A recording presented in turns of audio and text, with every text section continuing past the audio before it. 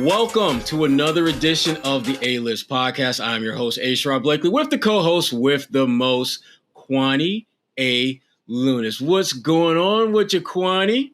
I'm doing well. And I want to talk about Team USA falling to 0-2 already in Olympic exhibitions. What's going on with the United States of America? You know what? I mean, they look like that team that, you got all the pieces, but you haven't quite figured out how to put this puzzle together. Whereas everyone else has been working on their puzzle for months and years in some instances. They look like a team that just hasn't quite figured out how to play together. It's not about talent. I think that's being overstated. People thinking that they're just not as good. No, that's not the issue. They just don't know how to play well with each other. And I think that they will figure that out over time. Because remember, their first two games that they lost, they had a total of maybe 6 days, I think, working together.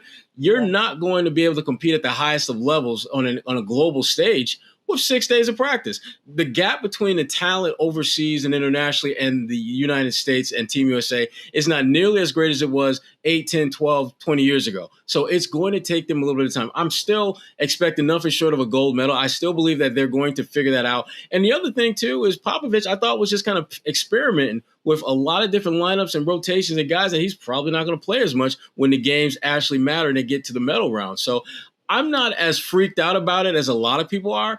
But again, it's, to me, more than anything, it's a reminder that you may be nice, but you ain't that nice where you could just show up and just knock cats out left and right. You got to actually play and play well together.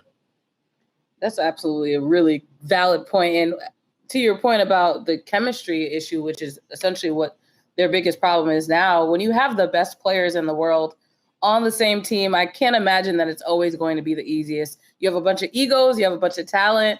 It's not that easy to just have them all mesh immediately. So I'm just hoping that they bounce back a little sooner rather than later so that they can play and succeed in Tokyo.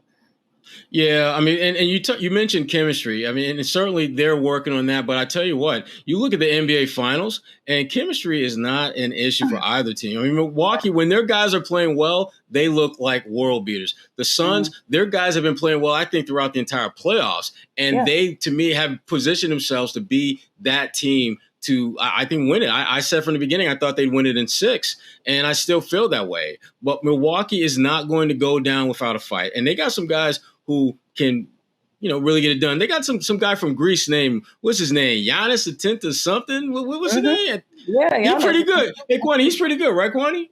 He's okay. I've heard about him.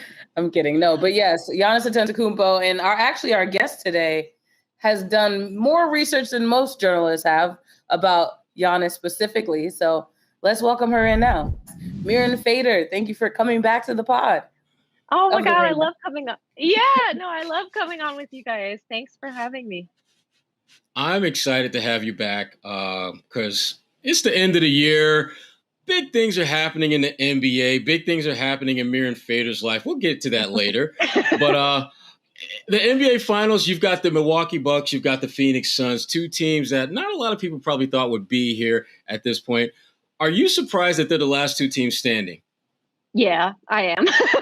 But I actually really like it. I don't know. I was noticing that people were complaining, and I don't know. I just really have been enjoying it. Like, I don't know. Like, obviously I have vested interest in wanting the Bucks to advance, but like when the Suns were on and they were just being such a team and swinging the ball, and you could just tell they liked each other, it was exciting to me. I don't know. I was just like, wow, this is really good basketball, and I can appreciate that. Now, as you alluded to, you do have a rooting interest in this NBA Finals series. But I'm curious, though, just your impressions of how this series has actually played out so far, where, there's great storylines on both sides with both teams. But just what are your impressions of how this thing has played out? Even though, obviously, to your point, a lot of people are like poo-pooing on this because you don't got it's not the way we've seen finals for like the last 10 years. As if change is not a good thing. But anyway, I digress. What are your impressions of just the finals so far?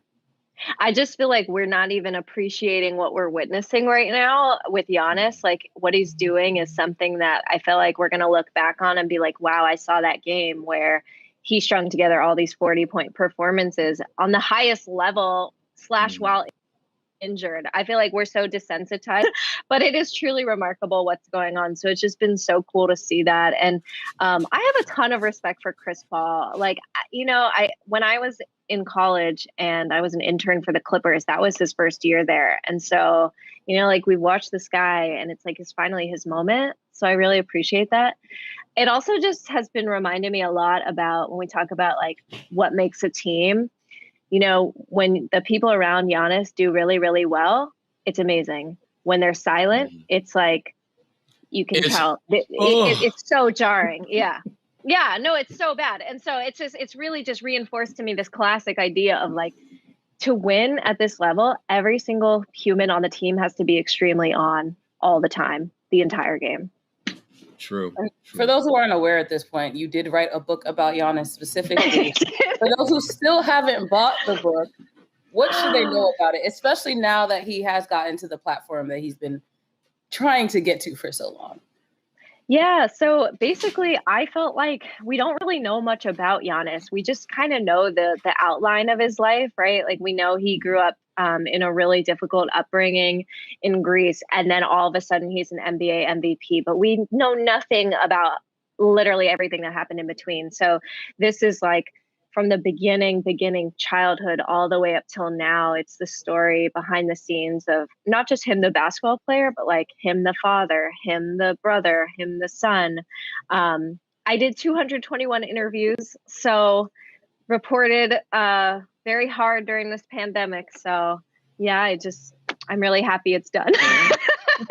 Yes. And the thing that, and you kind of touched on it, is that with Giannis, there's so many layers to who he is and what he has done to get where he's at, and to encapsulate all of that into what I believe is 400-page novel, which for some people says that's a lot, but you and I both know when you're putting together books, there's so much material that is left on the cutting room floor that you could literally write a second and third book out of the stuff that you did not use. So true. I know 400 seems like a seriously big commitment, but I promise like it's not going to be boring. But yeah, no, with Giannis, the problem was having too much, because it's not just the story of him, it's the story of Milwaukee. Because in order to understand the rise of Giannis, you have to understand the rise of the Bucks, because he was so much a part of that. The only reason they're still in Milwaukee is because of Giannis. Like this man saved a franchise. And so a lot of the book deals with that. And there was so much I wanted to include beyond that. And also it just kind of contextualizes just the current climate with everything going on, and, his two identities, Greece and Nigeria. And so, organizing this thing was just a beast. I write long form for a living, so I'm used to like having to decide like, okay, this anecdote's better than this one. But when you just have like binders, you're like, I literally don't know what to do. Like, I do not know what to do with this. So yeah, it was definitely like kill your darlings to the extreme. Long form on steroids is how Yes. I've come to understand writing books can be. Yes. But the one thing about Giannis that I've always found interesting, just because I think of all the different layers about him, the one that speaks to just how he's just a different kind of superstar in this generation is the decision to not only stay in Milwaukee, but sign a long-term deal that doesn't have 852 loopholes that can get him out after 6 months, after a year and 6 months, after 2 years. His commitment to the organization, his commitment to his teammates, you don't see that level of commitment, knowing that there's a lot of unknown ahead of you with the team you're with, yet you're still committed to that. That's unusual. It's unusual, but it's also unusual how Milwaukee committed to him. Like his rookie year, there's a chapter on how much the GM, John Hammond, at the time was just so dedicated to him. I mean, they drove him places. They taught him how to drive. They introduced him to different foods. They were there around the clock for him. They gave his parents keys to the gym. Like, these are people that were with Giannis from the beginning, back when nobody thought he would be Giannis, So I think if you look look back to that rookie year where the only reason he gets to play is because they won 15 games. And you look at now and he's tasked with making this decision to stay or not. Like, he doesn't forget that, you know, these are people that took a chance on him, drafting him without any medical information about him. So and he's built a life here, you know, like visiting their home when I was reporting for the story and talking with Alex, the youngest brother, and his mom. It's like, it isn't this place that they happen to be. It's their home, you know? And so it makes sense to me that things ended up the way that they ended up with him. Yeah, and with John Hammond that you mentioned, I know John Hammond going all the way back to Detroit, and you know, the way he handled things with Giannis, I thought that was almost like, this is what I learned when we had Darko Milicic in Detroit, and some of the things that we did that worked, some of the things that we didn't work. Let's take the things that worked and bring them over. And when I'm dealing with Giannis, because the portion where you're talking about his family, I thought that component of Giannis was so important for his growth and success. And I thought that was a lesson learned from Darko, who came over here with no family. You know, I distinctly remember seeing his first apartment, and you know, he was joking, but he really wasn't joking. It was bigger than his entire home back, you know, where he came from. And that, for a 18, 19-year-old kid to have this type of lavish lifestyle where you don't have the grounding that you're used to with your family and your mom and your dad and your friends from since you were 17, you don't have that anymore. That Giannis seems to have benefited from that, and he just seems like a really genuinely good guy. And I wish the Celtics would have drafted. I'm gonna just put that out there right now. I was convinced that they were going to draft him because they traded up that year to I think it was 13, and I knew that Milwaukee was going to draft Giannis because Giannis was John Hammond's kind of guy. I was convinced that was going to happen. So when they moved up to 13, I'm spending all this damn time trying to Giannis Antetokounmpo, Antetokounmpo, Antet, just working on how to say it, how to spell it, because I'm going to be spelling it for the. And then when they took my good friend Kelly Olynyk, who I love, he ain't Giannis. Wasn't that he wasn't that day, and hasn't been a day since. Love him though, still love him. So one of my favorite interviews was actually learning about the Celtics' interest in Giannis and traveling to Greece. And Austin Ainge told me, he was like, look, if we had known Giannis would grow like 2 inches once he got to the NBA, like obviously this would be a different story, you know, like he would not have fallen to where he had fallen to. And learning about the time where Danny Ainge came to Greece and he came to a road game in a place called Volos, and the fans were heckling him, right? They don't know who he is at first. They think Danny Ainge is an opposing Greek GM. Then they find out he's Danny Ainge. And then they start screaming like insults and curses. And then they start screaming Lakers. And then he realizes they're making fun of him because they realize he's Danny Ainge. And it's just so great. It's just like, you know, in this place in Bola, he has no idea what they're saying. And then finally they're like, dude, like, he's a famous GM. So he was definitely there. And I thought you guys would appreciate the Celtics anecdote. But Hammond told me about the Darko thing too. He was like, look, I knew Giannis wanted his family to come over there. And he's like, I think that's one of the biggest reasons Darko didn't work out, because he didn't have that support. So you know, the book talks about how lonely Giannis was that rookie year because he didn't have his family. And I don't think people realize how close he was to wanting to quit and go home. And so there's a chapter about that, because it is really hard when you come overseas to play in the NBA. Absolutely. Before Chris Paul mentioned the fact that Giannis doesn't get as much respect as he maybe should from not only fans, but other NBA players. During your time working on that book, did you get any sense that he has that sense that people may not respect him to the level of his capabilities? Yeah, it's a really good question. One of the quotes that stand out that I found in an interview where somebody, he said, you know, my girlfriend, my parents, everyone keeps telling me I could be the face of the league.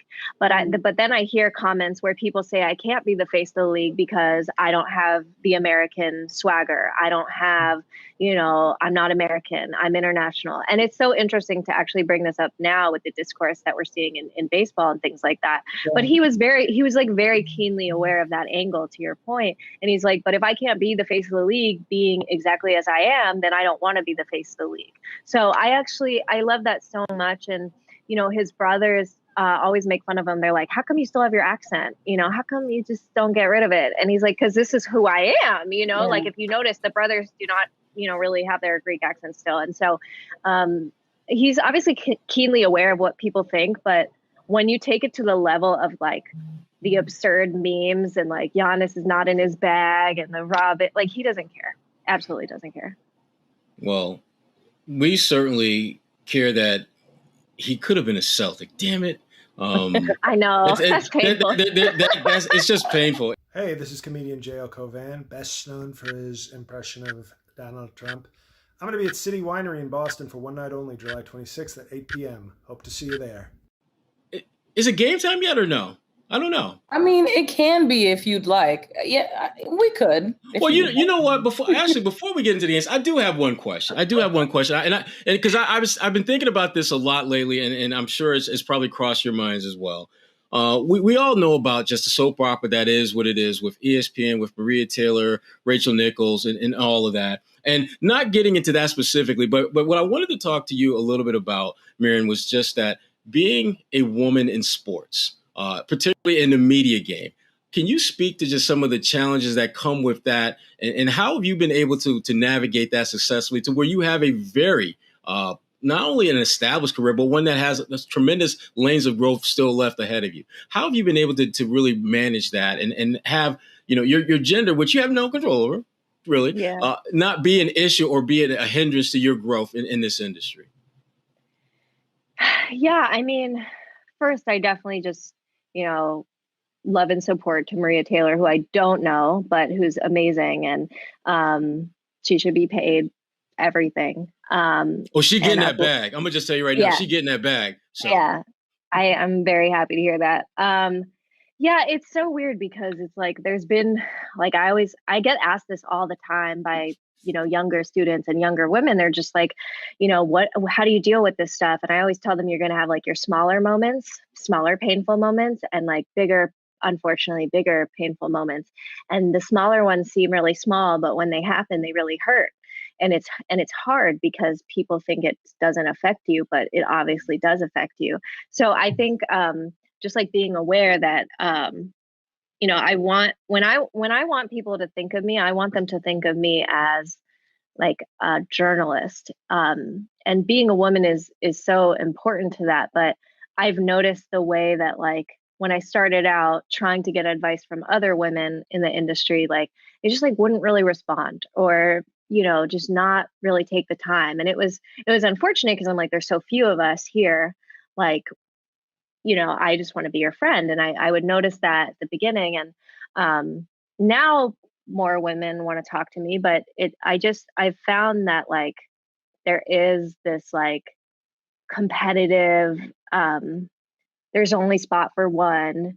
And it's sad. And I think a lot of the negative things I've experienced actually came from women, not men, which is like very disappointing. But I guess to persevere through it, because of course I deal with the stuff from men too, especially men in positions of power that like the agents and the handlers and them treating you inappropriately. It's like they know that you need them for access and they put you in this really awful loop. And so the way that I look at it is like no story is worth being disrespected for.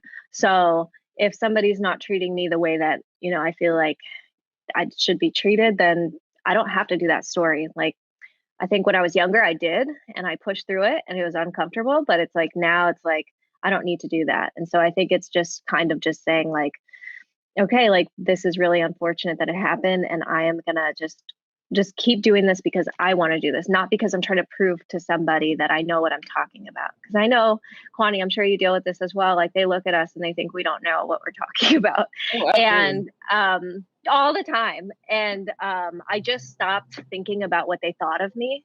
Like I stopped thinking like that voice in the back, like I know he doubts my knowledge. I know he thinks that I don't know.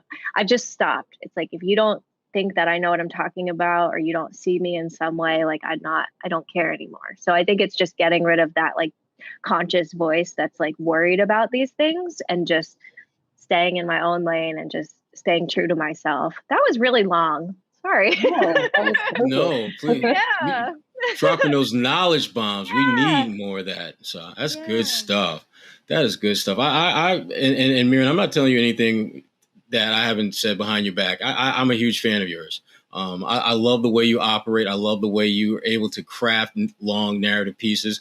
You are an example that I use with my students all the time. As you know, some of them reach out to you and you get back to them, a lot of your students. Which I appreciate because I tell them, listen, man, you don't just get talent, just walk up and through the building and you pretend as if Michael Jordan walk up to the building, what, you just going to look at him and be like, oh, okay, that's just Michael Jordan. No, you reach out if they're willing to reach out to you, and you have been able to do that, and I am greatly appreciative of that, and many of my students are as well. And Kwani, you know what time it is. Now it's game time. All right, okay, first Kwani. game, fill in the lane. We say a phrase and you fill in the blank for it. So if you could write a book about anyone in the NBA for your second book, it would be about blank. Oh my God. Kawhi. It's time to crack open Ooh. Kawhi. If you're listening, I do not think of this process as cracking open. I just want to clarify, but okay. Okay. The one NBA story that you remember more than any other story is blank.